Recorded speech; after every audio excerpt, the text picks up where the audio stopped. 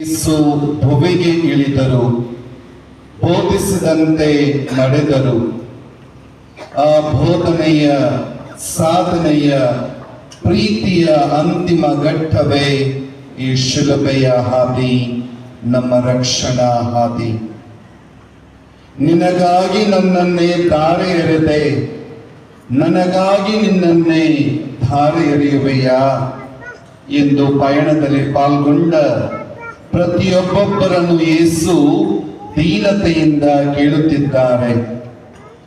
ಸ್ವಾಮಿ, ನನ್ನನ್ನೆಷ್ಟು ಪ್ರೀತಿಸುತ್ತಿ ಎಂದಾಗ ಇಗೋ ಇಷ್ಟು ಎಂದು ತನ್ನೆರಡು ಕರಗಳನ್ನು ಚಾಚಿ ತೋರುತ್ತಿದ್ದಾರೆ. ಇಂದು ದೇವರ ಸಾವು. ಸ್ವಾಮಿಯ ಸಾವಿಗೆ ನನ್ನ ಪಾಪವು ಕಾರಣವಲ್ಲವೇ?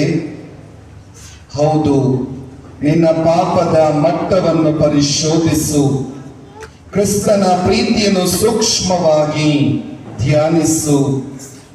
ಮಗ್ದಲದ ಮರಿಯ, ಪಾಪಿ ಚಕ್ಕಾಯ, ಪ್ರೀತಿಯ ಪೇತ್ರನ ಕರುಣೆಯಿಂದ ಕಂಡ ಕ್ರಿಸ್ತ ನನ್ನನ್ನು ಅದೇ ಕರುಣೆಯಿಂದ ಕಾಣಲಿ.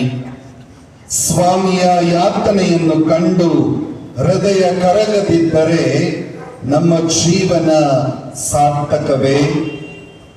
ಈ ಪಾಪಿ ಜೀವನ ಪರಿಶುದ್ಧವಾಗಬೇಕಾದರೆ ಈ ಶಿಲುಬೆಯ ಹಾದಿಯಲ್ಲಿ ನಮ್ಮೊಡನೆ ಮಾತನಾಡುತ್ತಾ ಸಾಗುತ್ತಿರುವ ಯೇಸುವಿನ ಮಾತುಗಳನ್ನು ಆಲಿಸೋಣವೇ?